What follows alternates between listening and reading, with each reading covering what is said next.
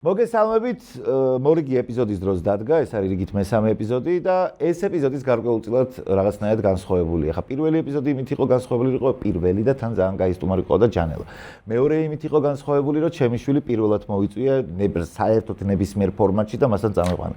მესამე იმით არის საქართველოს უნივერსიტეტის პოდკასტი განსაკუთრებული, რომ დღეს საქართველოს უნივერსიტეტის რექტორი ყავს აქ და დიახ, მე რექტორობს შემიძლია შენობით ვესაუბრო ყოველ შემთხვევაში ამ რექტორს, იმიტომ რომ ჩვენ მინიმუმ დღეს. იმიტომ რომ ჩვენ შევთანხმდით, რომ მე შენ გეძახი კოკას და მოგმართავ შენობით. იგივე ველოდები შენგანაც. ასე რომ მეგობრებო, ვინც უნივერსიტეტის სტუდენტები ხართ, უკვე მიხვდებოდით, ვინც არიცით, ბატონი კოკა თოფურია, რომელიც გახლავთ იუჯის რექტორი. როგორ ახარ პირველ რიგში მოგესალმებით. შვენივრად არამიშას.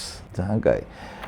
იცი რა არის, აი საერთოდ ვიფიქრეთ ჩემზე, როგორ უკვე 43 წლის ვარ და ახალგაზრდებთან, აი გულისხმობა 20 წლის, 19 წლის, 22, 23-დან, თუნდაც 25 წლის ადამიანებთან ურთიერთობაზე, მიფიქრია აი რას როგორ მოქმედებს ეს ჩემზე რა. ხშირ ურთიერთობებს გულისხმობთ, რომ კალათბურთიდან გამომდინარე მე მიწევს და თან ჩემი შვილი უკვე 16-ის არის.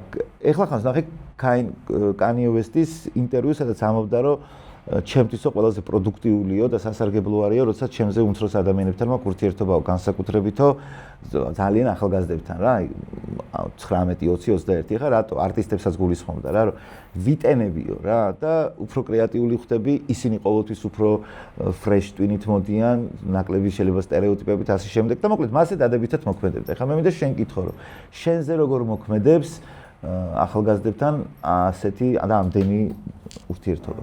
ცალსახად დადებითად, ზოგადად ჩვენთან უნივერსიტეტში შედარებით ახალგაზრდა თანამშრომლები არიან, გარდა იმისა, სტუდენტები რა თქმა უნდა ახალგაზრდები არიან. როცა ახალგაზრდებთან ურთიერთობ, რაღაც მომენტში შენს გავიწლება და გონია რომ შენს სიმართლე ხარ და ეს ალბათ ტვინსაც ხვანაირად ამუშავებს. ანუ ჩემი შვილები უფრო პატარები არიან, 8 წლის და 11 წლის, ესე რომ ალბათ მე იმ ასაკშიც ვარ ხოლმე ხანდახან. ეგეც დაგეხმარება. ნამდვილად.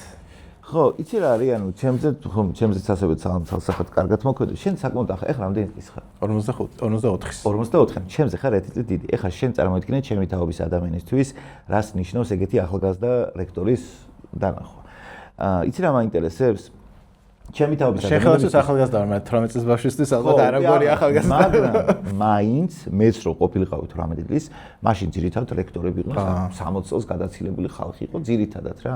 ამიტომ ესეც ანუ აი ეგ როგორ მოქმედებს შენი ასაკი, თქვათ, უფრო მეტი სიახლოვე, ანუ მათ როგორ გიყურებენ ისინი შენ, მეგობარს თუ აი როგორ იჭერ ამ ბალანსს, რომ თან ავტორიტეტიც იყო, მაგრამ თან რაღაცნაირად ბავშვებს უყვარდა კიდევაც რა. ერთი რაღაცა გამახსენდა, უცებდა ჯერ იმას მოგიყვები. პორტუგალიაში ვიყავი ბევრი წლის წინ, 15 წლის წინ. და პორტუგალიას ხოთა შორის ამ მხრივ ჩვენ უფრო დემოკრატიულები ვართ, იმ მხრივ რომ ჩვენთან აკადემიაში ბევრი ახალგაზრდა ადამიანს ნახავ.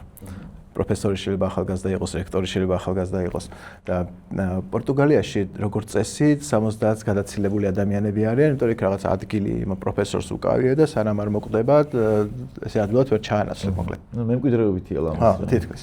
და თან როგორ არის, ადამიანს რომ მიმართა, უნდა მიმართო მთელი თავის რეგალიებით, პროფესორო, დოქტორო, რაღაცა აკადემიკოსო ესა და ესა და ბევრი სახელები ხო აქ კიდე ასე შეშვალ სახელი კიდე. სხვანაირად შეიძლება შეურაცხყოფად მიიღოს, ესე მარტივად რომ კოკასავით ესე რომ უწოდო ან. მქონდა ერთ-ერთი უნივერსიტეტის მაშინ მე კანცლერი ვიყავი და ასევე იმ უნივერსიტეტის კანცლერთან მქონდა შეხვედრა და რამოდენიმე მის თანამშრომლებთან. მაშინ გაცილებით ახალგაზრდა ვიყავი 15 წლის წინ. და ვინც ჩემთან ერთად იყო, ჩემთან ხარისხის უფროსის და კიდე პროექტორი და ისინი კიდე ჩემზე 2-3 წელს ახალგაზრდები იყვნენ. და ამ უნივერსიტეტში რომ მივედით, მაშინ ესე ჩაცმულობაც ესეთი ქონდა რა, ესეთი ფარტყულა შარვალი ჯიბეებით რაღაცა რო ვჭიქით, ესეთები მივედი და იქით ამ მხარეს რა თქმა უნდა დავინახე, ვისაც უნდა შეხვედრილიყავი და უკვე მივხვდი რომ ძალიან ცუდად ვიყავი. არა შესაბამისად ჩაცმული, იმიტომ რომ იქ რა თქმა უნდა იქით ამ მხარეს იყო სოლიდური დარბაისელი კაცი, ჰალსტუკით, პიჯაკით და ყველა ეს ირგვლივ ხალხი და ხალიჩაც იყო დაგებული და გველოდებოდა. ნუ ჩვენ რა თქმა უნდა გავემართეთ იქითკენ. ჩქარი ნაბიჯით, მაგრამ დაცვამ გაგვაჩერა და აღარ მიგვიშვა. გითხრას აქ წადით ხო სტუდენტებო, კაცელმა უნდა ჩამოიაროს და კაცელს ხდით მნიშვნელოვან სტუმრებს ხდებაო და ალბათ თავისთავად სტუდენტებისთვის იქნებოდა ეგ. ხო, ეს ისეთი ის იყო, რომ იმ ადამიანმა თავის შეურაცხყოფილად იგზო, მე მივხვდი რომ შეურაცხყოფილად იგზო, არ გვაგზნო მინესე, მაგრამ შეურაცხყოფილად იგზო, აი ამ ჩვენთვის როგორ შეწუხდა და ამდენი ხანი როგორ იდგა ჯოხზე დაყრდნობილი, რომ თუნ უნდა შეგვხოდოდა ჩვენ. ეგონა რომ ზელისკის ამბავი დაგემართა, ესე იგი თესლახშირონი და დაგიწუნეს, ისე ვთქვათ, ჩაცმულობა. აუთფიტი. ხო, რა ცოტა ისეთი ბანალური კითხვაც შეიძლება გამოსცეს, მაგრამ მაინც აი რა თვისებები უნდა ქონდეს არა მარტო საქართველოს უნივერსიტეტის, არამედ ზოგადად რექტორს რა თვისებები უნდა ქონდეს. აი რა კრიტერიუმით შეიძლება განსაზღვროთ ადამიანი კარგი რექტორია თუ არ არის კაი რექტორი.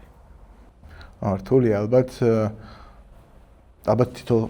ყველა შემთხვევაში სხვა თვისებები ადამიანის სხვა შემთხვევაში განაპირობებს წარმატებას და ძალიან ხოლმე ხანდახან გამოყო ეს არის კონკრეტული თვისებებია, თქო, აუცილებელია საკმარისი იმისთვის, რომ ადამიანი იყოს წარმატებული და თქო, იმ ორგანიზაციას მოუტანოს წარმატება. ხანდახან არის სრულიად განსხვავებული ტიპის ადამიანები, სხვადასხვა რაღაცით აღწევენ წარმატებას და იმ ორგანიზაციას, სადაც იქ არიან, იმ ორგანიზაციებისთვის განაპირობებენ წარმატებას.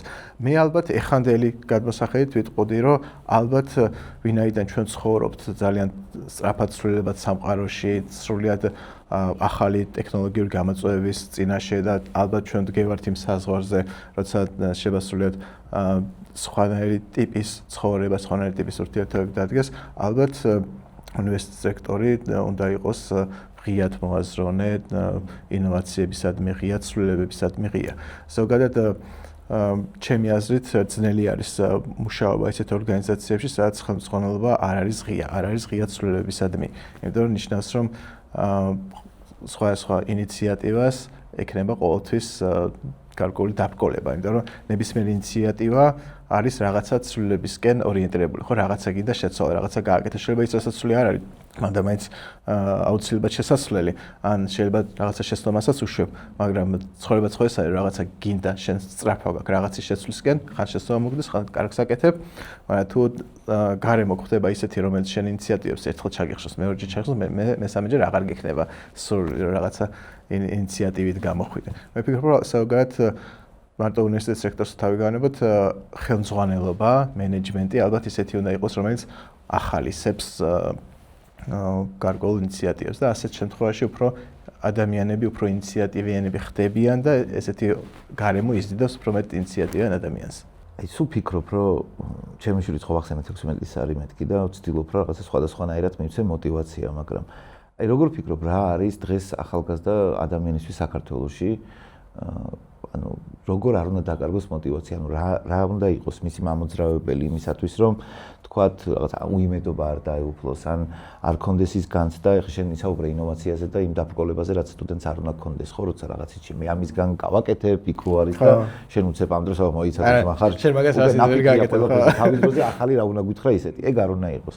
მაგრამ აი მაინც როგორ შეიძლება, რომ თუნდაც იმ პრობლემებიდან გამომდინარე, რაც განათლების სისტემაშია ზოგადად არა მარტო ეკონომიკურად ხო ეხლა სტუდენტებს ზოგს უჭირს ბინა ელემენტარულად ქირა უჭირს ადამიანს ხო და მაგრამ მიუხედავად წინაღობებისა რა შეიძლება დღეს თავარი მამოტივირებელი იყოს სტუდენტისთვის აი რაზე გამოხვილოს რას ურჩევდი ყურადღება მამოტივირებელი ალბათ ის არის რომ მიუხედავად იმისა რომ ზოგადად ამ წუთას სამწუხაროდ ჩვენი ქვეყანა ალბათ არ შეიძლება ჩაითვალოს ისეთ ქვეყანასაც ყველაზე მეტი პერსპექტივები აქვს ადამიანს, მაგრამ სამაგიეროდ სამყარო იქცა გლობალური, გახდა გლობალური.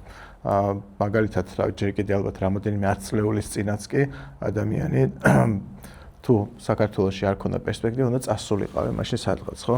ეხლა ალბათ ეს ნაკლებად არის საჭირო ადამიანს საქართველოშიც შეუძლია წარმატებას მიაღწიოს, იმიტომ რომ სამყარო არის გლობალური და მას შეიძლება იმუშაოს საზღვარგარეთზე, მას შეიძლება გააკეთოს რაღაცა, რაც მე სოფლიო ბაზარზე გავა, ასე ვთქვათ, გასაყიდად და არ ჩაიკეტება მარტო საქართველოში. დღეს რეალურად შესაძლებელი არის, რომ ადამიანმა რაღაცა IT პროდუქტი გააკეთო ბოლოს და ბოლოს და ეს IT პროდუქტი მე სოფლიოში გაიყიდოს და არ არის აუცილებელი რომ მხოლოდ საქართველოში შემოიფარგლო. ანუ პრაქტიკულად ჩვენ სულ ყველანი გავხდით გლობალური მოქალაქეები და ასეთ შემთხვევაში ჩვენ შეგვიძლია არ გამოვიდეთ ჩვენი კომფორტის ზონიდან დავრჩეთ ჩვენ საყვარელ გარემოში საქართველოში და ამ დროს შემოსავალი გქონდეს საზღვარგარეთიდან და ძალიან ბევრი არის რომელიც ახლაც უკვე იყენებს ამ შესაძლებლობებს. კი ბატონო, კი არის ძირითადად კაი შემთხვევებია, მაგრამ არის ისეთი შემთხვევებიც, როცა შეიძლება ცოტა საეჭვო რეპუტაციის კომპანიებთან თანამშრომლობდნენ აქედან, თუმცა მიუხედავად ამისა, გეთანხმები, რომ კი ტექნოლოგიურ ეპოქაში უკვე მსახიობებსაც კი შეუძლიათ, რომ თავიანთი კასტინგი გადაიღონ და გააგზავნონ ერთ-ერთ ყველაზე პრესტიჟულ, თქვათ, რომელიმე ან აკადემიაში, ან რომელიმე პროექტს გაუგზავნონ, თქვათ. ხელოვნური ინტელექტის მინდა შევეხოთ ახლა რატო მსახიობები ვახსენე და მსახიობებზე სულ მიდის ხოლმე საუბარი, რაღაც ახალი კიდე ვიდეო რო დაიდება ხელოვნური ინტელექტის, აი ძალიან მაღალ დონეზე, ან ლამის რო ვერ განასხვავებ, ეგეთი სულ მიდის საუბარი, რომ ჰოლივუდს მოკლედ ცუდად აქვს საქმე მსახიობებს ჰოლივუდის, იმიტომ რომ მალე საერთოდ აღარ გახდებიან საჭირო რა თქვა. ნუ იქ არის კიდე თქვა ვინც სპეციფექტებზე მუშაობს და 1000 რაღაც ხო? ძალიან დიდი პროდაქშენები შეიძლება ისე დარჩნენ რა თქვა. ნუ ამაზე შეიძლება ნაადრევია საუბარი, მაგრამ ნახევრად ირონიულად, მაგრამ სიმართლის მარცვალი ურევია, ეს ხშირად უთქვათ, რომ შეიძლება ძალიან ბევრი ადამიანი უსამსახუროდ დატოვოს ხელოვნურმა ინტელექტმა. პოტენციალურად თუ ხედავ იმას, ეხლა მე მიფიქრია რა არის იდეალური ლექტორი, ხო მაგალითად. და თუ არსებობს იმისი პოტენციალი, რომ შეიძლება შენიც კონკურენტიც კი გახდეს, თქვა. ხო, აი ნეპალში მაგალითად ხელოვნური ინტელექტი მართავს მთელ ქვეყანას, ხო, დანიშნეს. ჩვენ ქვეყანასაც მართავდეს ხელოვნური ინტელექტი. არის თუ არა იმისი ალბათობა, რომ მომავალში შეიძლება ან მასწავლებელი, ან თუნდაც ლექტორი როდესმე ხელოვნურმა ინტელექტმა ჩაანაცვლოს. ზირად ისტორიიდან ესეთი რაღაცაა ცნობილი, რომ მე-19 საუკუნეში მუშები მიდიოდნენ ქარხნებში ინგლისში და ამტვრევდნენ მანქანადანადგარებს, იმიტომ რომ ესენი ჩვენი კონკურენტები არიანო. ერქოთ ლუდისტები ერქოთ თორც მაგ მოძრაობა იყო მთელი რომ მიდიოდნენ ქარხნებში და მართლა ამტვრევდნენ, რეალურად ამტვრევდნენ, იმიტომ რომ ეგონათ რომ ჩაანაცვლებდა მალე ადამიანს მანქანადანადგარები და მართლა რაღაცა დოზით ანაცვლებდა და მაგიტომაც აღიქვა ეს ხალხმა მტკივნეულად, ხო? როცა რაღაცა მანქანადანადგარები დაინერგა ფაბრიკა ქარხნებში, აღარ გახდა იმდენი მუშახელი საჭირო და ბევრიც დაითხოვეს. ეს ალბათ რაღაცა ეტაპზე გარდაუვალი არის, ეს ალბათ მოხდება, მაგრამ ამ დროს ყოველთვის არის გარკვეული დიალექტიკურობა, ხო? რომ ერთი მხრივ შეიძლება ადამიანი ბევრ რამეში ჩაანაცვლოს ხელოვნურმა ინტელექტმა, მაგრამ მეორე მხრივ ადამიანის ნაშრომი და ადამიანის შრომა და ზოგადად ადამიანურობა უფრო ფასეულის გახდება. საბოლოო ჯამში ჩვენ ვიცით, რომ ახლა ისტორიიდან დავინახეთ, რომ ისტორია მანქანადანადგარებმა თავის დროზე შეიძლება პირველ ხანებში გამოათავისუფლა მუშახელი და ბევრი დარჩა უმუშევარი და დაიწყეს მანქანადანადგარების მტრევა, მაგრამ საბოლოო ჯამში ამან გამოიწვია ინდუსტრიული რევოლუცია, პროგრესი და საბოლოო ჯამში პირიქით უფრო მეტი ადამიანი დასაქმდა და საბოლოო ჯამში ადამიანების ყოფა გაუმჯობესდა, ხო? სასახად შეგვიძლია ვთქვათ, რომ მე-19 საუკუნის ბოლოს ადამიანის ყოფა უკეთესი იყო, ვიდრე მე-19 საუკუნის დასაწყისში, ხო? სანამ დაიწყებოდა ეს ინდუსტრიული რევოლუცია. მე ვფიქრობ, რომ ჩვენ ეხლა ვდგევართ ხელოვნური ინტელექტის ტექნოლოგიების რევოლუციის წინაშე. ნებისმიერი ცვლილება თავიდან წარმოშობს დაზარალებულებს, ცვლილებები დაზარალებულებს, მაგრამ საბოლოო ჯამში რაღაცა წლების მერე აუცილებლად ზოგადი ჩვენი ყოფა გაუმჯობესდება და ალბათ ვიტყვით, რომ 21 საუკუნის დასაწყისში ადამიანები გაცილებით ვარესად ცხოვრობდნენ ჯამში, ვიდრე 21 საუკუნის ბოლოს. მაგრამ აუცილებლად დასაწყისში ეს ცვლილებები, როცა ეს სიახლეები იქნება ახალი, აუცილებლად გამოიწვევს ეკონომიკურ დაზარალებულებს. ისე როგორც როცა მანქანები შემოვიდა, ცხადია მეეტლეები და ცხენები დარჩენ უმუშევრები, მაგრამ საბოლოო ჯამში რაღაცა შეიცვალა, ხო? კი. long term და short term, ხო? კი, რა ვთქვა.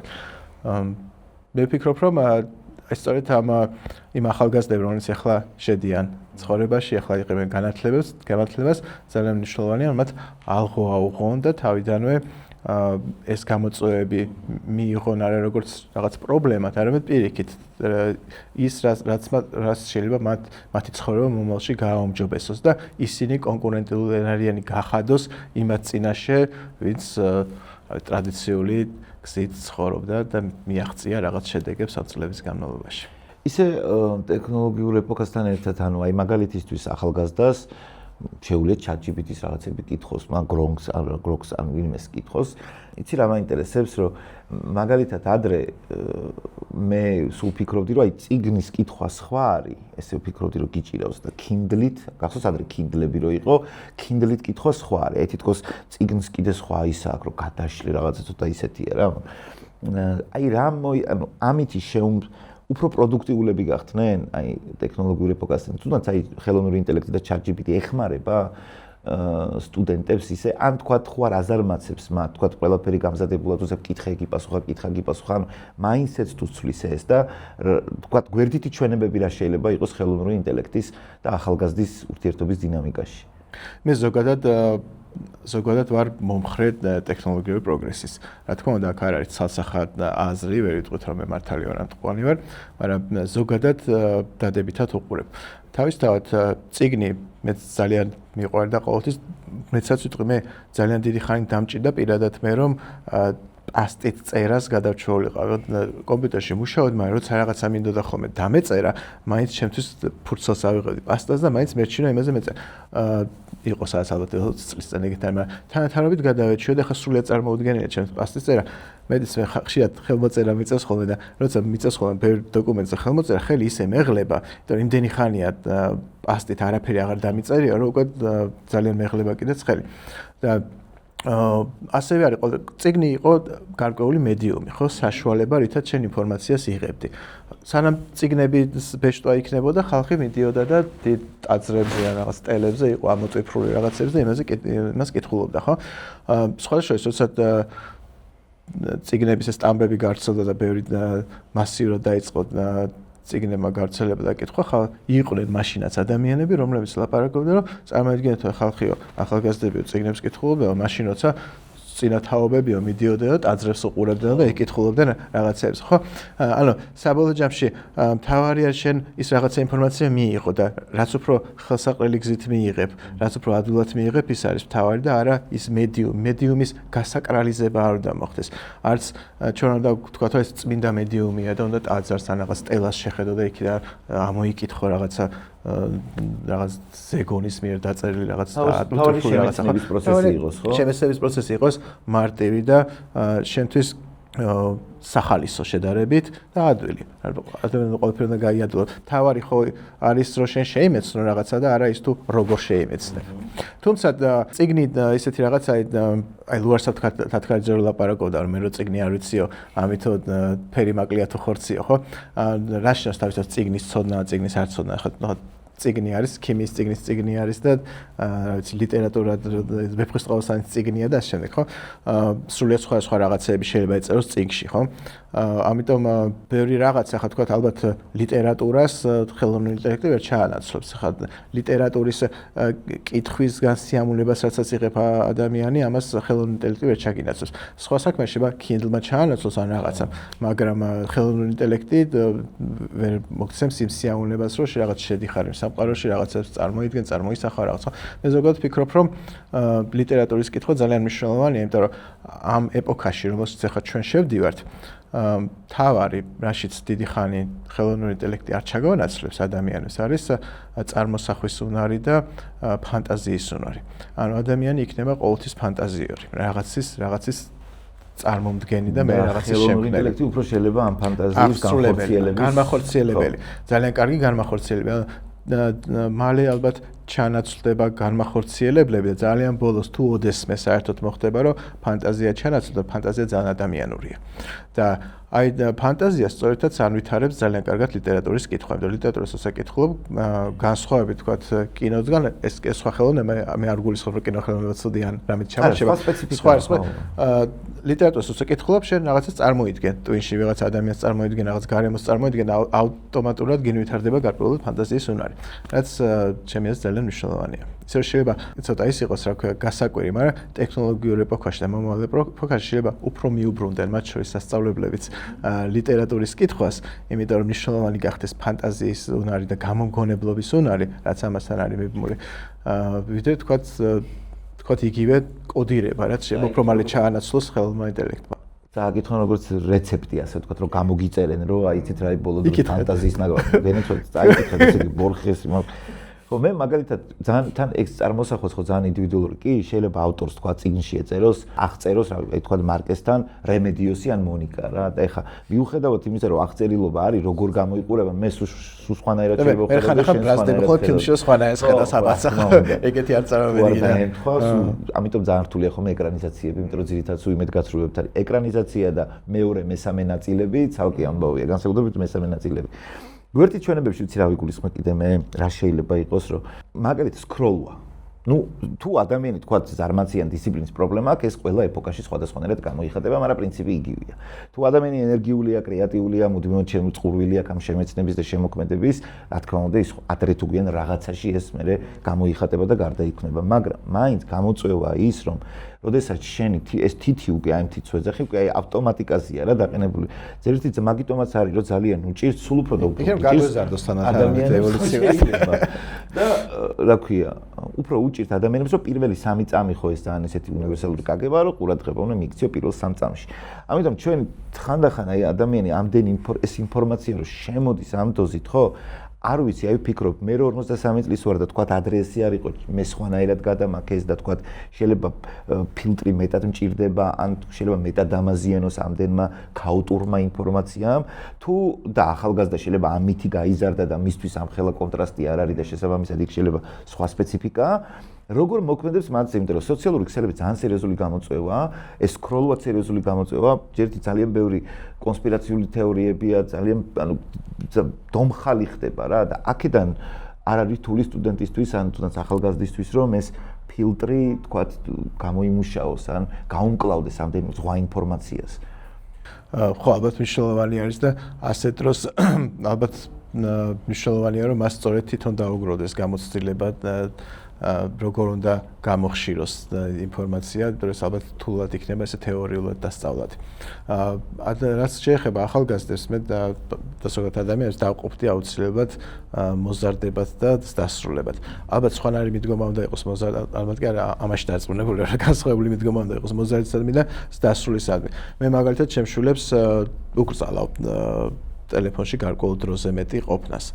და ჩემი უღლეს მაგალითად ყოველთვის აკონტროლებს ხოლმე რომ რამდენი წუთი იყო ბავშვი, იმიტომ რომ ფიქრობთ რომ ეს უბრალოდ მექანიკური სკროლვა შეიძლება ბევრი კოგნიტური უნარის განვითარებისთვის არ იყოს კარგი, მათ შორის ყურადღების კონცენტრირება ძალიან მნიშვნელოვანი უნარი არის, ჩემი ეს კონცენტრაციის უნარი, რაც შეიძლება მანამდე არ ვაქცევი ცხოვრებაში ამას დიდ მნიშვნელობას, მაგრამ ერთ-ერთი უმნიშვნელოვანესი უნარი არის და აი ესეთი სკროლვა შეიძლება პირიქით ამ უნარს არ ანვითარებდეს, იმიტომ რომ ამ უნარის განვითარებას ისე როგორც ყველაფრის განვითარებას ვარჯიში სჭირდება. ადამიანი და ვარჯიშობდე მათ შორის კონცენტრაციაზეც და ყურადღებაზეც. ესეც თურმე სავარჯიშო ყოფილა და როდესაც შენ ძალიან ადვილად იქცევ შენ ყურადღებას, შენ აღარ ვარჯიშობ. აი როცა რაღაცა რთულად იწვევს შენ ყურადღებას და შენ გჭირდება კონცენტრაცია, შენ ამ დროს ვარჯიშობ. ამ კონცენტრაციის უნარს ავარჯიშებ და მერე შემდგომში უფრო გიადვილდება კონცენტრაცია. მაგრამ როდესაც რაღაცა ძალიან ადვილად იქცევს შენ ყურადღებას, მაშინ შენ ადუნებ ამ უნარს, რომელსაც სხვანაირად გაავარჯიშებდი, რომ განვითარებულიყო კონცენტრაციისთვის. მაგრამ რაც შეეხება ზოგადად ამ სხვა ინფორმაციას, რომელიც მოდის მეორე სწრაფ აი უკვე დასულ ადამიანზე ვიტყვი, ალბათ მნიშვნელოვანი არის და ძალიან კარგი არის ეს ინფორმაცია, რომ შეიძლება ძალიან ბევრი ინფორმაცია მოდის, მაგრამ საბოლოო ჯამში რაღაცები იწრიტება და რჩება და ადამიანი ბევრად უფრო ინფორმატიული გახდა, ვიდრე იყო რამოდენიმე ათწლეულის წინაც კი. ეხლა რო უყურებ ადამიანებმა ბევრად უფრო მეტი რაღაცა ვიცით. ბევრად უფრო წარმოდგენა აქვს ბევრ რაღაცაზე. სოფლიოში რა ხდება ყველაფერზე, ვიდრე ქონდათ გაზეთების ეპოქაში, თქვათ 30-40 წლის წინ. ხო, წარმოიდგინეთ რა იყო ადამიანის ინფორმაცია 30-40 წლის წინ. ერთი არხი იყო, თუ ორი არხი იყო, მოსკოვის და თბილისის, საქართველოს. ეს ორი ვიგინდარა, დიოდრო ქალაქში დაუჭირდნენ ეს მოსახლეობა. ეს კარგი ის არის, რა ქვია, ხშირად ისაკრეს ვიღაცები ნარკოტიკების გაკეთებაზე და დაეჭირა ეს გენიალური. სოკოლოვს რომ უსაქმურია საკმურია ჩვეულებრივად აი ესე რო ჩამოჯდებიან ხოლმე ჭორიკანა ქალები ხო იცით რომ ლაპარაკო მოვიდა ქალბატონი მაგას ხო იცით რა მაგ რაღაცებს შვება კაცებთან დაგეცა აი ზუსტად ეს საუბრობ და საინფორმაციო გამოშვების ის წამყვანი ასე დაახლოებით ასეთი იყო გაზეთიც და ადამიანს აიგეთყოდა გაზეთს და გაზეთში წერია რაღაცა კიდე ხა წარმოიდგინეთ რამდენად უფრო მეტი უნარი გვაქვს ჩვენ გავარჩიოთ ტყუილი და მართალი როცა უამრავი ტყუილი მოდის უამრავი მართალი და შენ სულ გიწევს ამის გადარჩევა fake ინფორმაციის ნამდვილად შეიძლება ამას ბოლომდე ვერ ვახერხებ შეიძლება ძალიან ბევრ fake-ში მაინც ტყუდებით მაგრამ რამდენად მეტი უნარი გვაქვს ვიდრე აი იმ ადამიანს 40 წლის წინ რომელიც რაღაცა სისრულიეც როცა ეკითხა გაზეთში თქო გაზეთში ეწერა და ესე იგი 100%-იანი აი ესე რომ ალბათ ესეც მნიშვნელოვანია რომ ეს უნარები განვითაროთ რა თქმა უნდა ხო 1000 ფობიები არსებობს რაღაცა ტექნოლოგიებთან დაკავშირებული 1000 შეთქმულების თეორია და თუმცა მესმის ახლა იმ ადამიანების ჩიპებს ჩაგვიდგა ხო ჩიპების ჩადგმას როგორი რაღაცა ესე ნახეთ რამდენი ფილმი გადაღებულა ხა ტერმინატორი და რავი აგერ ინტერსტელარი ავიღოთ რომ პლანეტა ნადგურდება ანუ რაღაცა რაც აი ჟულ ვერნის ალბათ წყალქვეშა გემი ყველაზე კაი მაგალითია იმისი რომ რაღაცა ფანტასტიკა მე მომავალში რავი ჩაოლებრივი ამბავი ხდება ხო და რატომაც არა თუ ეგრე კოვიდის ამბავი ავიღოთ ახლა რომ ახსენდება ის პირველი დღეები ჩინეთიდან რო იყო კადრები რომ ხალხი ქუჩაში ეცემა ანუ რო უყურებთ მეგონა რომ რაღაცა ამერიკულ თქვა უკანასკნელი 27 დღეა ეგეთ რაღაცას უყურებდი რა და ანუ ისიც ახსულდა გარკვეულწილად თლად ისე ბრუტალურად არა მაგრამ ნუ რაც რაღაცა ფანტასტიკა ეხლა მე ხდება რეალ ამიტომ კაცმა არ იცის გინდა ხელოვნური ინტელექტი იყოს ეს გინდა რაიმე ტექნოლოგიასთან დაკავშირებული რაღაცა ფობიების მესმის ადამიანებს შეიძლება რაღაცა უკონტროლო მოხდეს და რაღაცა ისაც არის რა იქნება გაშინებს მაგრამ საბოლოო ჯამში მაინც ხო ჩემი აზრით ყველა თაობას თავისი გამოწვევები აქვს ისე ვერ იტყვი რომ იქ ადრე პულისფული არ იყო თქვენ რა გიჭირთ ეს არ მიყვარს ხოლმე ეგეთ შედარება იმიტომ რომ მაინც ადამიანი განიცდის რა და არ შეიძლება ამისი რაღაცა მინიმალიზაცია. თუმცა ხო კიდე შენ ჰობიზე მინდა და მესაუბრე ხარ. რაც ვნახე შენ დილიდან საღამომდე იქ ვარ რომ ძალიან ხშირად ამოფხომ ინტერვიუებზე იმიტომ რომ რექტორი ხარ და გიწევს ძალიან ხშირად იქ იყო. როგორი საყვარლების არ უნდა იყვნენ ახალი თაობა და ახალგაზრდებთან ურთიერთობა მაინც ეს ხშირი სამსახური ნუ სტრესია ესეც გარკვეულწილად ან უზარმაზარი პასუხისგებლობა. დადებითი სტრესია, უარყოფითი სტრესია. აქედან რაღაცა ცოტა განტვირთვა გჭირდება ხო. შენი განტვირთვის გზები, ნუ როგორც ვიცი, ცხენები გიყვარს და დანარჩენზე თხილამურებიც გიყვარს, როგორც ვიცი. კი, ხატო. საერთოდ რა იცით, ეს ხობები ჩემი უფრო არის ესე ოცნებასავით. იმიტომ რომ ხშირად ვერ ვისრულებ. ან მაგალითად ცხენები მყავს, მაგრამ უკანასკნელად ალბათ ზაფხულში მოვახერხე რომ მშდარიყავი. ხატვა მიყვარს ბავშვობიდან ხატავდი, ეს არის პრაქტიკულად ალბათ ჩემ თავს დავახასიათებდი როგორც შინაარსობრივად მხატვარს მაგრამ მიუხედავად იმისა რომ არ მისწავლია ხატვა მაგრამ აი ჩემმა მეუღლე მიყიდა ეს სამხატვრო ის რო არის რა ქვია რაზეც უნდა დაადო ეს და ყველაფერი და საღებავები და ყველაფერი მაგრამ აი ესე მიდევს იმისავით დიდი ქვა რო ედგა იმას რა ქვია აქედან გავაკეთებ აი ესე მიდგას და იმიტომ ეს ხატვა ხო ისე ჯერ უნდა გაშალო ეს საღებავები ყველაფერი მოაწყო ეს პალიტრა უნდა კონდეს დრო იმისთვის რომ შეხვიდე ამ სიტუაციაში და მე უცებად ვერ მოწყდები ხო 10 რო ხარ და აი ამის დრო ვერასოდეს ვეღარ მოვახერხე და ალბათ აწლეულები ალბათ არ დამიხატიან, რასაც ხატა ვერ ხოლმე, როცა სხდომებზე ვზივარ ხოლმე, თათბირებზე ვზევ, სკეჩა ხოლმე, სულ რაღაცას ყოველთვის რაღაცა ბიჭირავს და ყოველთვის რაღაცას ხატა. ახლა აქ არა მაქვს ფურცელი და პასტატორი, არ ლაპარაკის დროს რაღაცებს დავხატავდი. ხილამურობა მიყვარს სამთარში. ნუ ერთი ხობი მაინც არის, რაც პრაქტიკაში მოყავს. აი მაგას ვახერხებ სხვათა შორის. არა, და ამ დროს არ არსებობს ეს თეორია. ხილამურობას უფრო ვახერხებ ხოლმე, იმიტომ რომ ბავშვები დაყავს, ეხლაც ცოტა ხნის წინ ვიყავით გუდაურში და ამას ვახერხებ ხოლმე. ნუ ცხენებსაც ეხლა შემი ცოტა წამოიზარდნენ და ვახერხებთ ხოლმე რომ ზაფხულში ტურებს დავждებით ხოლმე და მე ცხენები იპოდრომზე ვყავს, მაგრამ ზაფხულში მოდ ქირავთ ხოლმე ცხენებს და ნაქირავებით ცხენებით მივდივართ ხოლმე ნაკრძალში შენ სოფელი გვაქვს. და შენიც გყავს ხო? პირდაპირ. კი. რა ქვია? მარენგო ქვია, ტრიქსი ქვია ერთს. ტრიქსი. ჩემმა შვილმა დაარქვა, მესამე ცხენი ყავს, რომელსაც ჯერ სახელი არ შეგვირჩევია. ხო არ ვიცი ტიფანი. აუ დედას ვიწარ ცხენებზე ძალიან მაგარი ამბავია. მოკლედ კახეთში ვარ რა და ეხა პაპა როგორი ბავშვი ვიყავი, აი რეზო ინანიშვილის ბავშვები თუ აი ეგ ვიყავი მე რა, ალუჩის ხიდან. აი და მოთხოპნული ფეხში შველა კახეთში ახალსოფელში დარბოდი და აი ვალღო აი მოგცხო და სულ რაღაც აქ რო ჩამოდიდი ხოლმე თბილისში როგორ მიყურებდნენ იცი რომ ვეუბნებოდი რომ გინა ვალღო ხა გაგიგდო ძველი გოგირით აჰა და ეგეთი ვიყავი რა მართლა და იქ რო ვარ, მოკლედ ცხენებს ძალიან შემიყვარდა, იმიტომ რომ კახეთში ეგეთი ტრადიციაა, ყონაღობა ქვია რა, დაღესტნიდან ჩამოდიდი ლეკებს ვეძახდით ხომ ანუ დაღესტნელები ჩამოდიოდნენ, ჩამოქონდათ პირობითად საწვავი, თქვათ და ჩვენ ბარტერი იყო რა იმდროინდელი და აქედან მიქონდათ ყველი. ორი დღე ჩერდებოდნენ ხომ ეგეთ ტრადიცია, ესენი მიდიოდნენ ორი დღე იმათთან ჩერდებოდნენ ესენი. ეხა როცა ცხენები მე ხონა დაესვენათ ცხენებს და ჩვენ გამოგვატანდნენ ხომ და ბავშვებს იდეაში იმისთვის გვანდანენ და თოკი არც უნაგირი, არც ლაგამი არაფერი.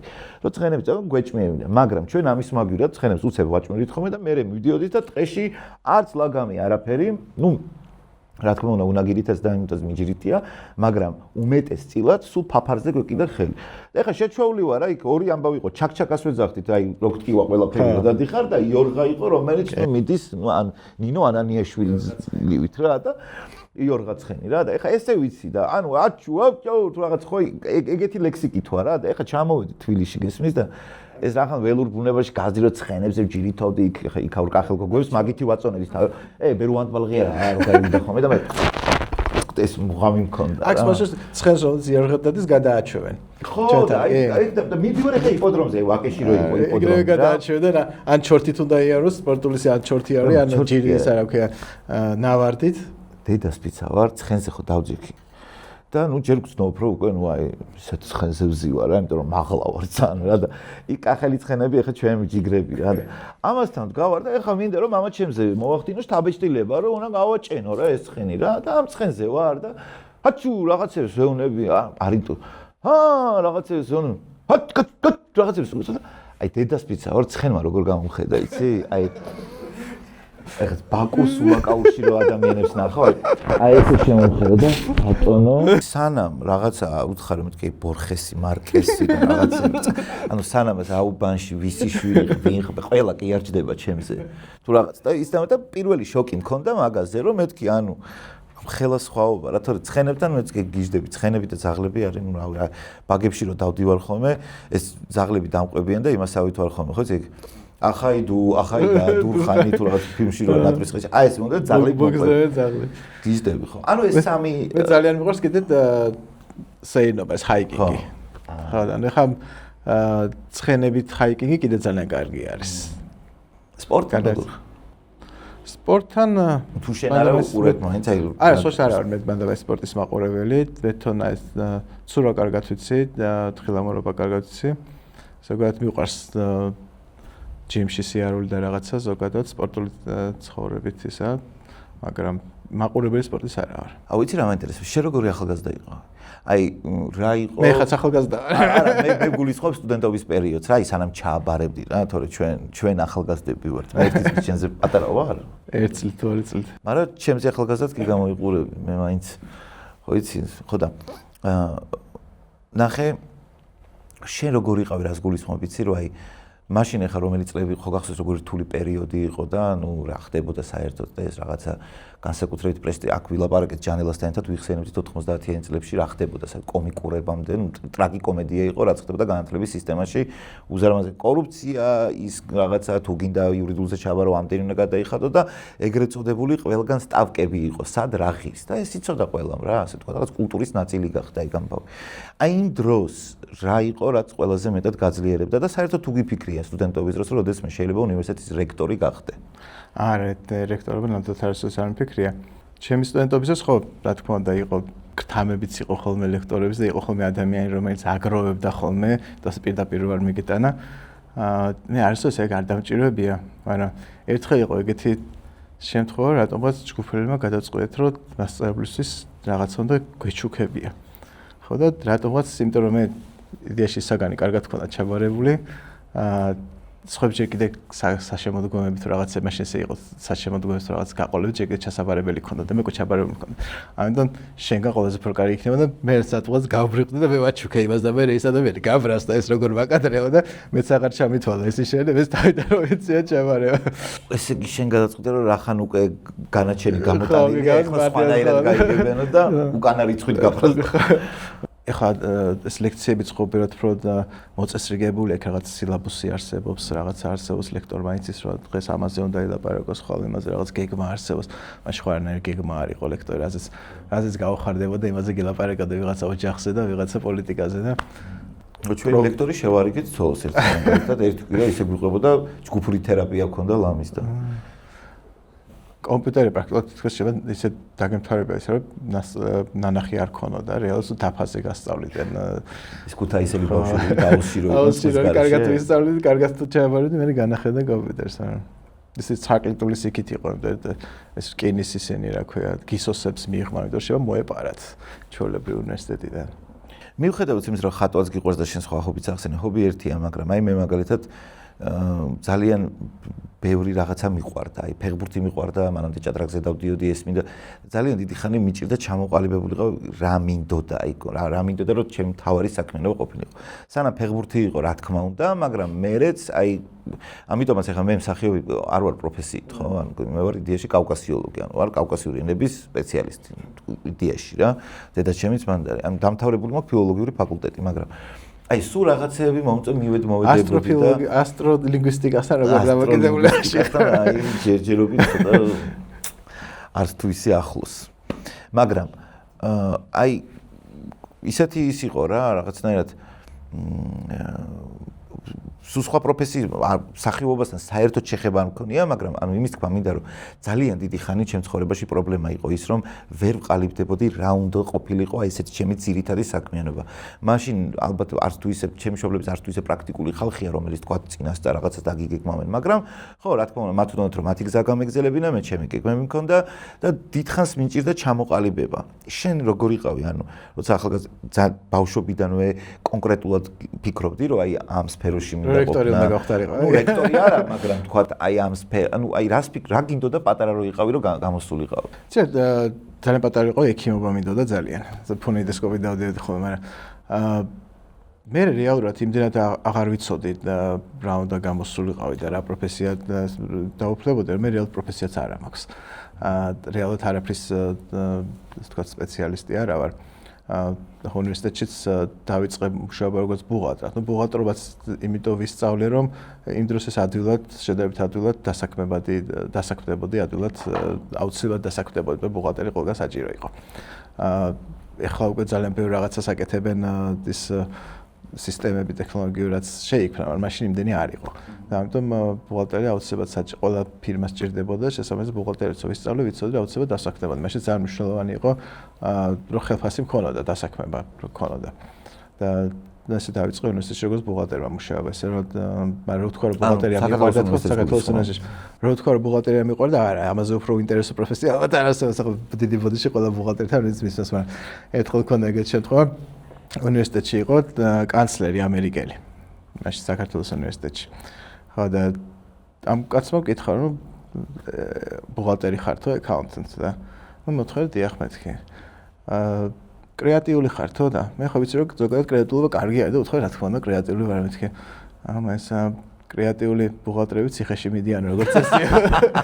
არა ერთ-ერთი ალბათ მართლა ერთ-ერთი პროფესია სადაც კრეატულობა საერთოდ არ არის საჭირო როგორც არის წესი ისე და გააკეთა და ამიტომ ჩემ ბუნებასა და ჩემ ზოგადად პიროვნებას ალბათ ყველაზე უფრო შორს იყო ბუღალტერია, მაგრამ სამაგერად პრაქტიკული იყო იმ დროს.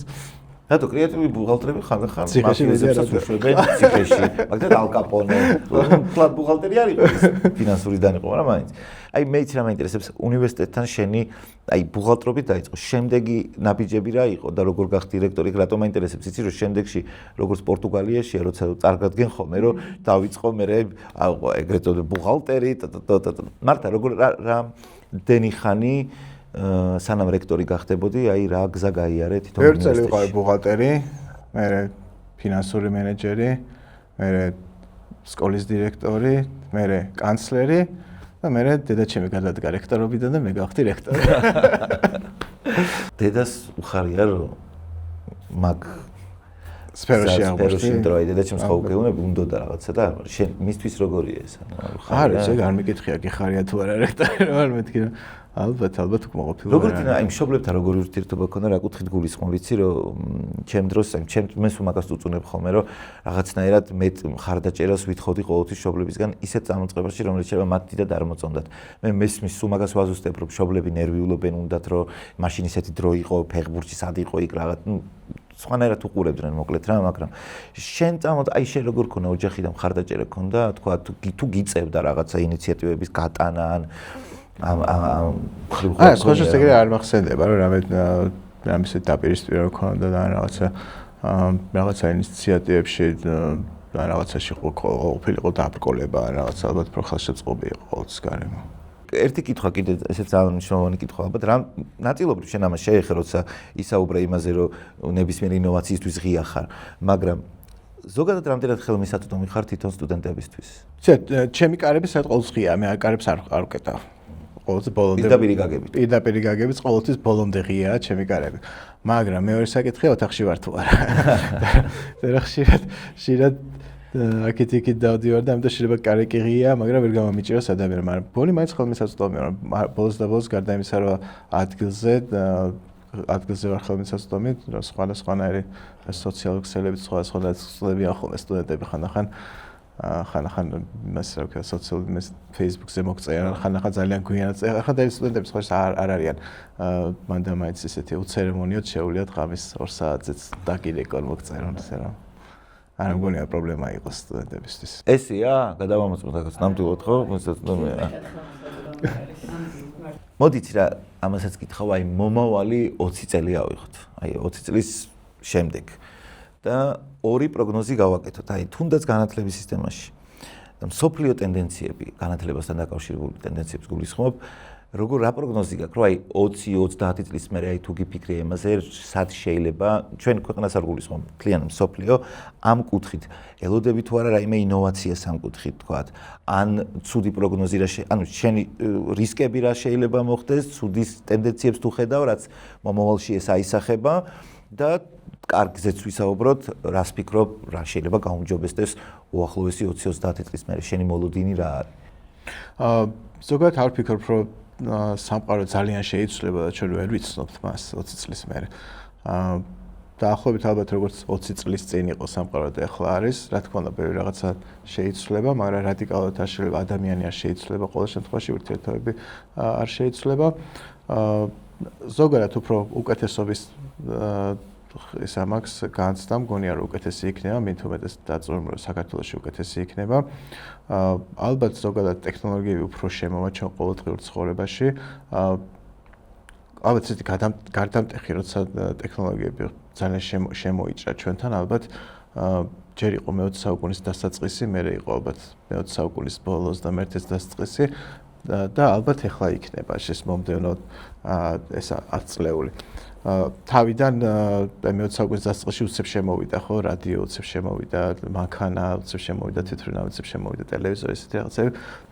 ალბათ ერთი მე-19 საუკუნის ბოლოს ჯერ ეს ყველაფერი არ იყო და მე-20 საუკუნის 20-იან წლებში უკვე ეს ყველაფერი იყო. და მერე იყო მე-20 საუკუნის ბოლოს, როცა კომპიუტერი შემოვიდა, ინტერნეტი შემოვიდა, ამან ძალიან შეცვალა ხო ჩვენი ყოველდღიურობა. და ალბათ ახლა შევდივართ ეპოქაში, როცა ხელოვნური ინტელექტი შემოვა, რობოტები შემოვლენ ჩვენ ცხოვრებაში. ახლა უკვე თბილისში არ არის, მაგრამ ამერიკაში ბევრ ქალაქებში არის უმძღოლო ტაქსები, ეს დელივერის ესენი რა ქვია, გლოვოსნაირი ხალხი, ადამიანები აღარ მოდიან, რობოტები მოდიან საშოპინგოდ დაყვებიან. ესეთი რაღაც ჩვენთან სხვაში მანდაც განსხვავებული მიდგომა არის, ეს უპილოტო თუ რა ქვია, უმძღოლო ტაქსი ნიუ-იორკში არ არის დაშვებული. მაგრამ მაინც იკითხება, რომ ადამიანმა უნდა იყოს პასუხისმგებლობა შენ წაყვანეს და ლოს-ანჯელესში მაგალითად დადიან უმძღოლო ტაქსები. ალბათ რაღაცა ესეთი გარდატეხა იქნება. ალბათ ბევრად უფრო შემოვა რობოტი ჩვენ ყოველდღიურობაში. 20 წლის მერე ბევრად უფრო შემოსული იქნება. ნუ მთლად მეხუთე ელემენტის სცენარიც არ იქნება, მაგრამ თუ როდესმე ჩვენთან გლოვო გამოვიძახეთ ან საჭმელი და ფანჯარასთან მოგვადგა დრონი რაღაცნაირი, რომელიც არ გაგვიკვირდეს. ააღე და აიღე, არც ეგ არ არის მომავალში გამორიცხული, კი ბატონო. პროგრესი გარდაუვალია.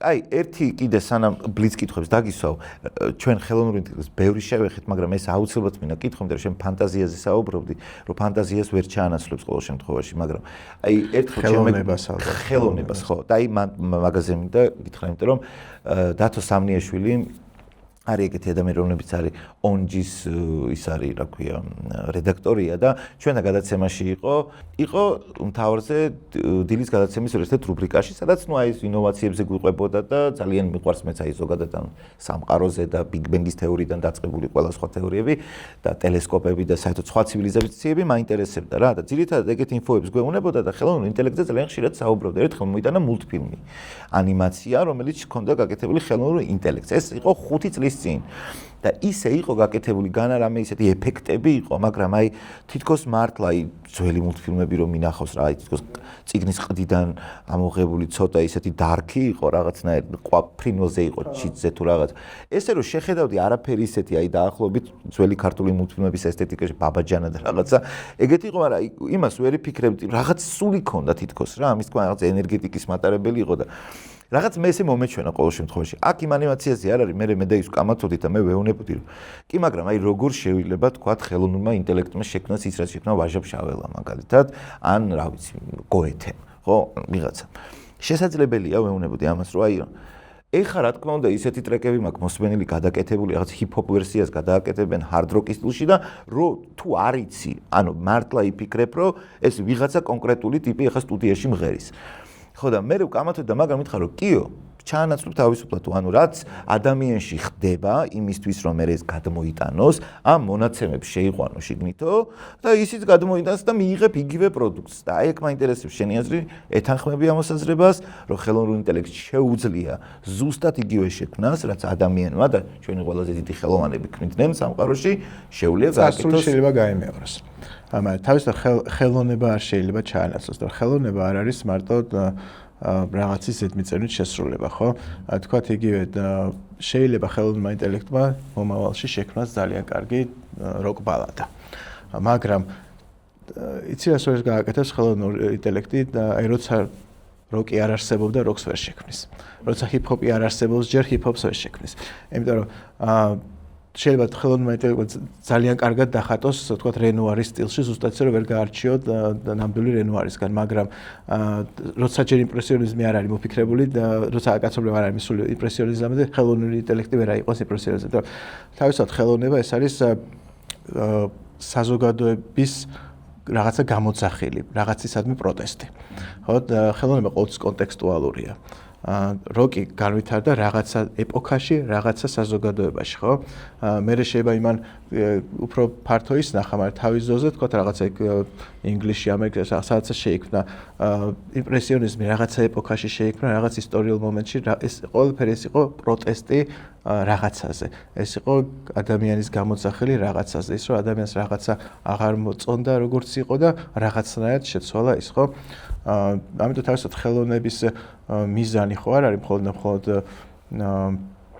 მხოლოდ რაღაც ესთეტიკური, თუმცა ესთეტიკაც ისევ გამოძახილი არის რაღაცის, ხო რა მოგწონს, ისაც ჩვენ ახლა მოგწონს, არ მოწონს, შეიძლება ჩვენ წინა თაობებს და ჩვენ რაც ახლა მოგწონს, ის შეიძლება არ მოწონდეს ჩვენ შემდგომ თაობებს, ხო შეიძლება რაღაცა გააღიზიანოს ჩვენ შემდგომ თაობებს იმაში, რაც ჩვენ ახლა მოგწონს, ხო რაღაცა მოეყირჭოს და მოუნდეს რაღაცის სხვა და აი ეს რაღაცა სხვის მოძიება, რაც ძველი რომ მოგყირჭდება და რაღაცა გინდა რომ ახალი მოიძიო, აი ეს არის ხელოვნება, რაღაცისადმი პროტესტი, რაღაცისადმი შენი დამოკიდებულების ჩვენება და ეს როგორ ეს იმდენად ადამიანურია, რომ ამას ხელოვნური ინტელექტი ვერ გააკეთებს. ხელოვნური ინტელექტი მე იდეალურად გაიმეორებს, რაც ადამიანმა გააკეთა. მაგრამ ის ხელოვნება არ იქნება, ის იქნება, რა ვიცი, კარგი, ხო.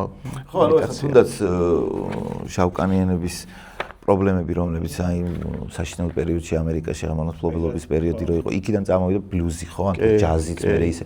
ხო, იმის გამოძახილი იყო. მაგას ვეუბნებოდი ზუსტადაც რა და მაგაში ვთანხმდებით ნამდვილად, იმიტომ რომ მაგის ჩანაცვლება ფაქტურად შეუძლებელი არის რა. კარგი, მზად ხარ რომ ბლიც კითხვები დავსვათ?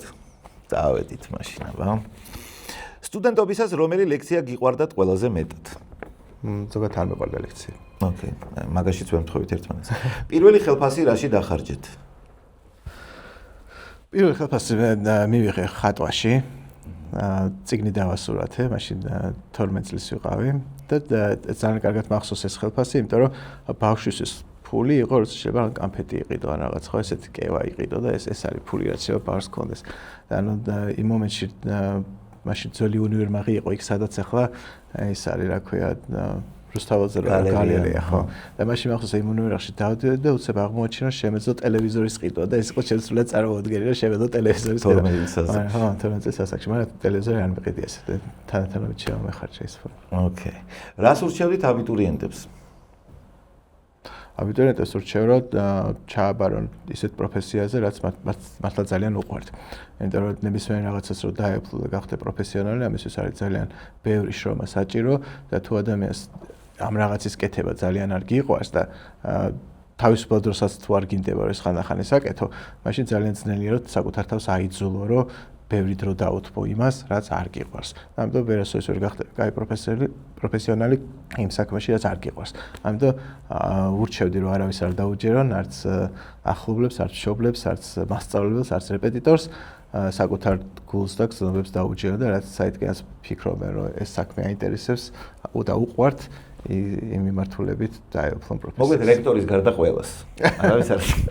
კაი, შემდეგ სტუდენტობისას ოდესმე გიფიქრიათ რომ ერთ დღეს რექტორი გახდებოდით, ну ამას შევეცდით. რომ შეგეძლოთ ერთი საგნის დამატება ყველა პროგრამაზე, რა იქნებოდა და რატომ ის საგანი მაინდა-მაინც? ეხლა ალბათ ამ წუთას ალბათ დავამატებდი ხელოვნური ინტელექტის პრაქტიკულ გამოყენებას. ანუ ხელოვნური ინტელექტი ძალიან ესეც რთული რაღაცაა და ისევ ლუარსავი მახსენდება, სულ წიგნი ვიცი და წიგნი არა. ანუ ხელოვნური ინტელექტის ასე გონია სხვა ადამიანი რომელიც ხელოვნურ ინტელექტს ქმნის, ხელოვნურ ინტელექტის ინჟინერი, ეს კიდე ცალკე პროფესია, მაგრამ ყველა ადამიანს, ყველას მიუხედავად იმისა, შეიძლება არ ვიყოთ ხელოვნურ ინტელექტის ინჟინერები და ჩვენ არ გვქნიდეთ არ წვდით რაღაცა მოდელებს, მიუხედავად იმისა, შეიძლება ჩვენ გქონდეს უნარი, რომ ძალიან კარგად გამოვიყენოთ ხელოვნური ინტელექტი, მათ შორის ეს აგენტები ხელოვნური ინტელექტის შეიძლება შევქმნათ ოფისები და სამსახურები, რომლებიც იმუშავებენ ჩვენზე. და ეს ალბათ ძალიან კარგია, რომ უკვე თანამედროვე ადამიანი დაეუფლოს, ალბათ ყველა უნდა დაეუფლოს. ადრე თუ გვია ყველა დაეუფლება. კი ბატონო. რომ შეგეძლოთ თქვენს პირველ კურსელ თავს ერთი რჩევა მისცეთ, რას ეტყოდით მას? ალბათ მართალი გითხრა ხარც მახსენდება, რას ურჩევდი საკუთავს. ალბათ ისე მეცხოვრე, ისე როგორც ცხოვრობდი კარგად, ბედნიერად. ვიყო ბედნიერი და ყველა ის მომენტი დავიჭირო და აღვიქვა, რომელიც ახალგაზრდობას და სტუდენტობას აქვს. კი ბატონო, უნივერსიტეტში საყვარელი ადგილი თუ გაქვთ? ერთხელ თქვი და ალბათ ისე ვიტყვი, ალბათ ყველაზე კაი ადგილი ბუფეტია, სადაც ადამიანი ჭამს. რომ შეგეძლოთ ერთი სუპერზალა აგირჩიეთ, რა იქნებოდა? რა იქნებოდა ეს? დროში ვიმოგზაურებდი. აუ, სიამოვნებით. მეც. ну სანამ მაგრამ მოვადრო როცა ჩვენ შეძლოთ შავხრელებთან მისვლას და იქ 5 წუთი გავჩერდა და უკან ჩამოვალ და 500 წელი გასული იქნება. ეს ნამდვილად ვიცით რომ თეორიულად შესაძლებელია. კი ბატონო, მუშაობის დროს მუსიკას უსმენთ თუ არა? მუშაობას გააჩნია აზე მუშაობ, როგორც წესი არა. მაგრამ თუ ისეთ რამეზე მუშაობ, სადაც ფიქრი არ არის საჭირო, მაშინ კი. მაშინ როგორც წესი. ეს საკარტელები რა, შხაპში გიყვართ ხოლმე სიმღერა? ღერით ხოლმე? არა, სადაც მომღერალი არა ვარ. თუმცა მუსიკა ძალიან მიყვარს. ერთ-ერთი ჰობია მუსიკაც, მაგრამ სიმღერით ნაკლებად. ვინ არის საყვარელი? მე არის კონკრეტული ვინც მე ყველაზე ჟანრი. ბევრია, მაგრამ თანამედროვე ჟანრებში როკს გამოვარჩი და Led Zeppelin-ია ჩემი საყვარელი. კლასიკურ ჟანრებში კლასიკურ მუსიკაში ბეთჰოვენი. მეცხრე სიმფონია ძალიან მიყვარს. და იმ ახალთაობის ტიპებთან გააქვთ, თქვენ რა იცით, რა არის ნაღდი, რა რას უსმენთ. ეგეთი გამე გაქვთ, ეგ ხო თაობიდან თაობაზე გადადის, ეს old school-იდან new school-ის უეჯახება ხოლმე. ეს გადადის და სულ არის ხოლმე, ხა ჩემი შვილები რაღაცებს უსმენენ, საერთოდ არ მომწონს და მე ესეთი ის მაქვს ხოლმე, რომ მე კიდე სურვილი მაქვს, რომ მე რაც მომწონს, ის მოწონდეთ ჩემ შვილებსაც. ამიტომ სხვა შეს მანქანაში როცა გვიწევს ხოლმე მოძრაობა და ხშირად გვიწევს მოძრაობა, ყოველთვის ბავშვობიდან ვერ თავდით ხოლმე მუსიკას, რომელიც ფიქრობდი რომ მინდოდა რომ მათ მოწონებოდათ, ესე გვაქვს ხოლმე ყოველთვის რომ ვჭდებით რიგრიგობით ყველა თავის მუსიკას თავს და მე და ჩემს წელს უკვე ვიცით რა უნდა ჩავთოთ, რომ მათ შევაჩვიოთ თანდათანობით. ისე რომ სხვა შეს მიუხედავად ეხლა ზოგადად ეს ძიმეროკი მithumetes არის მის ირგვლივ. ჩემ ბავშვების ყურისთვის ეს გონი არ უნდა იყოს უჩვეულო, იმიტომ რომ ბავშვობიდან აქ მოსმენელი. თქვენი ცხოვრება რომ ფილმი იყოს, რა ჟანრი ან რომელი ფილმი იქნებოდა? ცისფერი მთები ალბათ. ცისფერი. აბსურდული. ხო. რატო ბრაზობს ასო? რომელ ეპოქაში იმოგზაურებდით ერთი კვირით? პირველ რიგში ალბათ ოქროს ხანაში ჩავიდოდი საქართველოსთან და დავათვალიერებდი იქაურობას. ანუ ალეკოელის საშუალებით დეშეკასტრით. აუ ისე სხვათა შორის აი ხო Midnight in Paris-ი ნახი გაქვთ.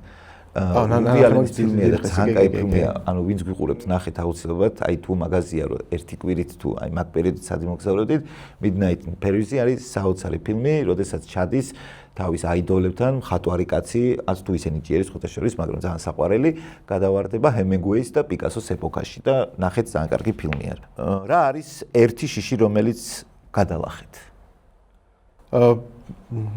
არაფერი არ გადამილახია. გადავლახავ ძალიან მეშინია ქვეწარმავლების, მაგრამ როგორ არ მქონია ქვეწარმავლების მეშინია ძალიან და ვერ გადავლახე. მიხვდეთ იმისა, რომ თაში სიარული მიყვარს, ზოგადად ბუნებაში ყოფნა ძალიან მიყვარს, ეს შიში მაქვს, რომელიც გადავლახავ. მე თავიდან გავიგე, რომ არ მაქვს შიში და რა გადავლახავ და არ გადამილახი არც ერთ შიში და შიში. ქვეწარმავალი და კიდე რამე არის ისეთი ფრენაზე ხო არა? ფრენაზე არ ფრენაზე ძალიან ხშირად მიწევს ხოლმე ფრენა აქეთ. ფრენას ხო შორის მიყვარს მე თვითონ თვითონ ავიც მიტარებია და პატარა კუკურუზნიკი. შინაური ცხოველი ყავთ? შინაური ცხოველი ყავს კი, ძაღლი ყავს, ეგეც ცხენები ყავს, ეს შინაური ცხოველად ითვლება ხოლმე. თვითფრენავზე დაგგვიანდათ როდესმე?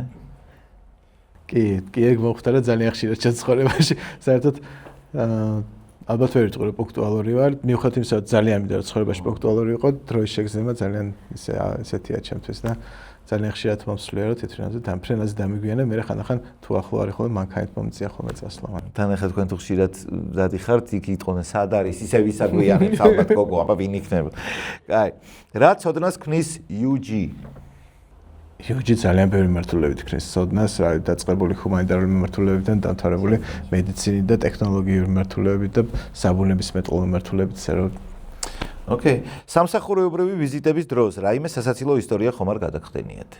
გარდა იმ ამბისა, როცა სტუდენტად, პრინციპში მოყევით კიდევაც. ხო, პრინციპში ხო, იმიტომ რომ ის ამბავი, როცა სტუდენტად მიიღეს ამხელა კანცლერია კაცი, ძალიან ბევრი ესეთი ეგზოტიკური თავგადასავლები მაქვს ხოლმე, მქონიათ სხვა ქვეყნებში, მაგალითად ნიგერიაში ვიყავით. თუ მეკუნდე და დირექტორე, ნიგერიაში იყო პრაქტიკულად ერთი კვირა შიდა პატიმრობაში, იმიტომ რომ სასტუმროში ვიყავით, მაგრამ იქიდან პრაქტიკულად ვერ გამოხვიდავდი, იმიტომ რომ ეს სასტუმრო იყო ერთ-ერთი ქალაქის ცენტრში, მაგრამ ეს იყო პრაქტიკულად შემაღლებულ მთაზე, როგორც ნახოთ ჩვენ ცირკი რო არის და ერგლიო ტყე არის, როგორც ესეთ პალმების და ესეთ ტყე იყო. და იქიდან პრაქტიკულად ვერ გამოხვიდავდი, ძალიან საფრთხიანი იყო ქალაქი. ჩვენ როცა გამოვდიოდით ხოლმე რამდენიმე მანქანა ჩვენ წინ იყო ჩვენს უკან ავტომატიანი ხალხი და ესე მოძრაობდით ხოლმე. და ასე ვიყავით იდეაში ვიყავი იმისთვის რომ სტუდენტებს შეხვედრილი ყავი აბიტურიენტებს, ისინი წავამეყვანა იქიდან და იქ აღმოაჩინეთ ჩემზე ბევრად უფრო არაპუნქტუალური ადამიანები. ერთხელ შეხვედრაზე უნდა ქონოდა 10 საათზე, მე მაშინ წვერს ვიპარსავდი, გავემზადე, გავიპარსე ჩავიცვი პიჯაკი, გამემზადე და ველოდები ხა აგენტებს რომ წამიყვანონ აბიტურიენტებთან შეხვედრაზე, მაგრამ გახდა 10 საათი 11-12 პირველი 2-3 კვირა ძალიან გამერზებულები ვართ სულ მოვიდნენ ესენი და აწევ გონია რომ ჩაიშალა ყველაფერი ხა 3 საათი რო 11 10 საათზე რო ხარ მისასვლელი ვიღა დაგხვდება იქა. და ჩვენ როგორ გაბრაზებულები ძახეთ ამ ხელა გზაზე ჩამოვედით რისთვის ჩამოგვიყვანეთ ჩაგვიშალეთ ღონისძიება ესე აბა არა კაცო რა ჩაგიშალეთო დილიდანო იქავართო და უყურებთ ყველაზე ბევრი ადამიანი თან გროვდებაო ხალხი და ხა პიკში არისო და ხა წაგიყვანთო მივედით სადაც 3-4 საათი იყო პიკში იყო ყველაზე ბევრი ხალხი იყო მოსულე ხალხი იგვიანებენ საათობით და მაგრამ აღმოჩნდა რომ აქ მიღებული არისო ჩვენ ხარ მიღებული შევა 15-20 წუთი ნორმალური არის საქართველოში დაიგვიანო. იქ არის მიღებული ესე რომ შეიძლება 4-5 საათი დაიგვიანო, მაგრამ ხდება ხოლმე რომ ადამიანები დღეებით იგვიანებენ. და ჩვენ რო იქ ჩავედით, ესე იგი ელოდებიან? ელოდებიან. აი ჩვენ რო მივედით, იქ გითხეს რომ ბუკლეტები დატოვეთ, და ვიღაცები ხვალ მოვლენოს ეგ მოვლენო და ეს იდოსო ნახა. და ასე ნახევარი საქართველოს წავა ნიგერიაში ამ ამბის მერე. აღმოჩნდა იბადანის უნივერსიტეტის რექტორთან მქონდა შეხვედრა და იმას ვკითხე რომ ასეთი კულტურა რო არის საზოგადოებაში გამოცდებს როგორ ნიშნავთ ხო გამოცდაზე ხონდა მოვიდეს ადამიანი დროზე და აღმოჩნდა რომ ჩვენ გამოცდის დასაწყის არ ვთქვამ თუ ვიტყვითო რომ აი თქო გამოცდა მთავრდება 27 მაისს და შენ თუ ვიდა თებერვალში მოდი მარტში მოდი რაღაცა იმ დროს დავთავრდება რა ეს რაღაცა იაპონიის ერთ-ერთი სოფელში არ არისო საათიო ეხლა სადღაც გავიგე ადრე და არა აქვს საათი სახქმაო რა არა ნუ ეხლა უბრალოდ მაინც ფრთხილად იყავით ხოლმე როცა იტყვით შიდა პატიმრობას იმიტომ რომ მე არ გამიკვირდება ხვალ რო თქვენ რომ რატო იმყოფებოდა ნიგერიაში შიდა პატიმრობაში ბატონი კონსტანტინე თოფურია და რატო ემალებოდა ის კრიმინალურ დაჯგუფებას ნიგერიელების ამას სულ მალე გავიგებთ რეკლამის შემდეგ სად ხედავთ თქვენს თავს 25 წლის შემდეგ 25 წლის მერე უკვე 70-ს მიტანებული ადამიანი ვიქნები დიდი ალბათობით ვიცხოვრებ სოფელში რანჩოში მექნება მეყოლება ალბათ მოვაშენებ ცხენებს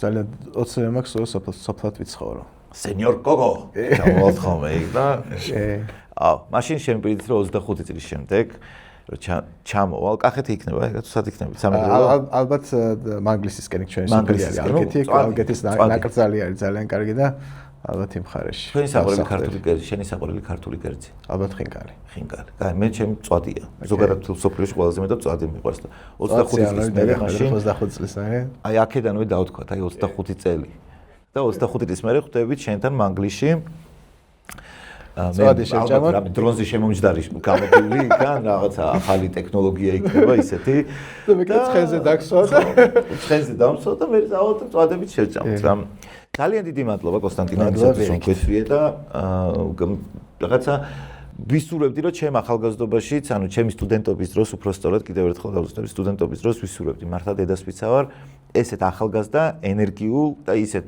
რექტორს რომელთანაც შემიძლია რომ ნებისმიერ თემაზე ვისაუბრო და რაც შენ თქვი იმიტომ რომ აქ ხარ ეს მართლა ძალიან გვაკლდა ჩვენ თაობაში მართლა ძალიან გვაკლდა და აი თუნდაც ის რომ რექტორი განწყობილი რომ შენ ინოვაცია არ დააიგნოროს და პირიქით ამას რაღაც ხელი შეგიწყოს რომ განახორციელო ეს არის უმნიშვნელოვანესი რამე იმიტომ რომ ესეთი სიტუაციები ახალგაზრდას ეხმარება რომ სხვა ბევრი პრობლემა იმასგან დამოუკიდებლად მაინც იფიქროს რომ არა ყველაფერი ჯერ კიდევ არ არის დაკარგული როცა გისმენენ და ხარ ახალგაზრდა ეს არის უმნიშვნელოვანესი მადლობა ამისათვის და მადლობა სტუმრობისათვის შევხვდებით მადლობა პირიქით ძალიან სასიამოვნო საუბარი გამოგვივიდა თქვენ გეტყვით ვინც გვიყურებთ პირველ რიგში მადლობა რომ ჩვენთან ერთხელ ხოლმე და გვიყურებთ და რა ვიცი მედია მოგწონთ აუცილებლად დაალაიქეთ და დაგვასაბსკრაიბეთ რა